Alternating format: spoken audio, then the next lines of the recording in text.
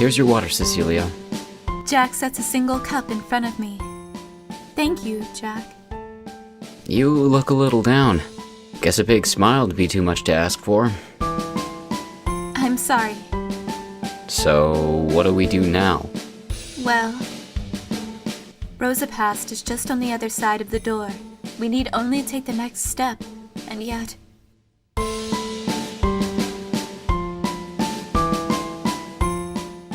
One who loves and is loved by one of Tatiana's descendants will be Harold's heir, and will inherit all of his riches. Harold's will. Only Harold's heir can open the door to the Rose Garden. In other words, that door won't open unless Harold's and Tatiana's descendants love each other. If you don't love me, getting to Rosa Past is impossible.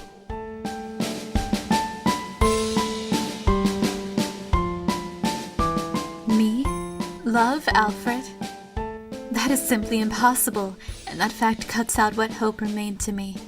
I have a far graver problem. I had 10 days to drink the evening dew of Rosa Past in the Rose Garden, and yet... It seems I am doomed to become a vampire then. A vampire? And with that comes the fate of being bound here forever. Let's run away, Cecilia. Run away? If we stay at this hotel, you're just gonna get bound by the hotel's rules like the others. You won't be able to leave ever. So before that happens... I cannot run, Jack. I have nowhere to run to. A wise decision. I turn around in surprise to see Alfred leaning against the door, face graced with an unpleasant expression. Alfred. Got business here? Jack glares at Alfred, making no attempt to hide his wariness. You said business, huh? As a matter of fact, I do. It lies with you, Jack. Alfred swings the whip in his hand. Ugh. Jack? It happened in an instant. When Jack attempts to dodge the whip, Alfred leaps in front of him, then grabs his neck and slams him against the wall. Alfred, stop! With you around, Cecilia will never love me. Be gone. Jack! Little violent, aren't you, Alfred? You seem awfully pleasant for someone who's about to die. Jack kicks Alfred away and opens some distance between them. To which Alfred unleashes another whip at Jack. The two violently clash. Why? Why must you fight? You used to get along so well. I must make you mine, Cecilia. That's the only way to save Rosa Past. And I can't give her up. I love her too much. Oh, really? Jack? A louder whip crack than before rings through the room, and Jack collapses. Clutching his arm, Jack falls before me. Jack! Jack! I'm fine. I'll protect you. Jack puts out his bleeding arms in front of me. They are trembling weakly. Jack, don't move! Please don't! You're shaking, werewolf? Yeah, shaking with excitement at the thought of taking you down. Cecilia, the choice is yours. At this rate, this man will die. How could you? Alfred speaks the truth. An unbelievable amount of blood covers Jack's feet. If you say you love me, I will spare his life. If I say I love you? I refuse. Jack? If I'm just gonna live thanks to your pity, then I'd rather die. Jack! Jack shakes, unsteady, before falling into my chest. Jack! Stay with me, Jack! Jack does not move an inch at my cries. No. No! Jack! Open your eyes! Jack! Cecilia! Jack! Are you alright? Right then, Daniel burst into the room, completely out of breath. You with them too? What's going on here? Cecilia? Jack? Daniel! Jack, he's...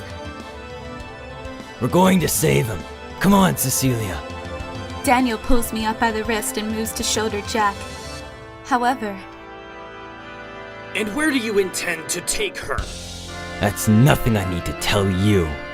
I would advise against bringing her outside. what do you mean?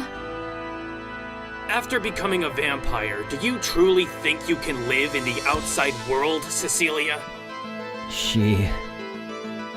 You ought to consider what is truly best for her. Daniel. Daniel looks to me, then to his collapsed friend.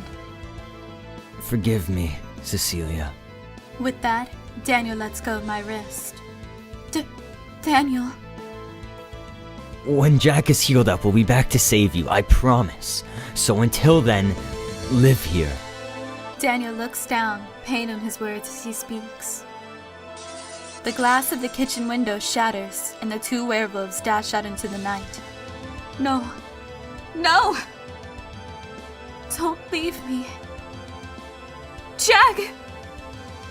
I shout the name of the one I love, over and over and over again. Come, Cecilia. Say that you love me.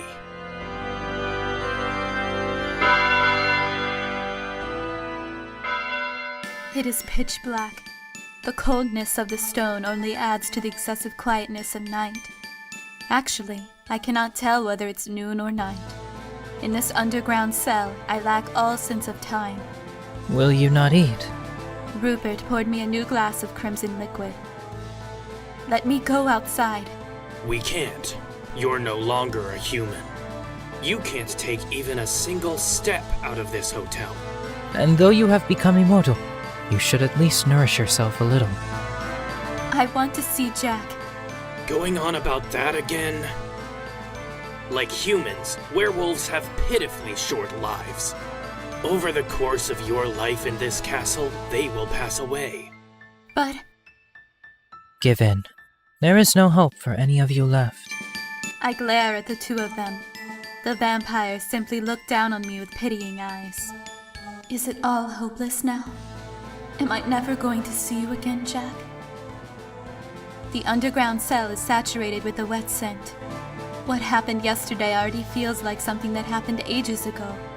The warm sun, the glimmering forest, the scent of roses, all of them are now far, far away. Jack. Jack, where are you? Daniel, did he turn out all right?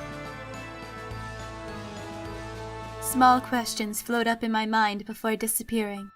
My hope has been crushed. In the dark cell deep underground cries a single vampire, now and forever.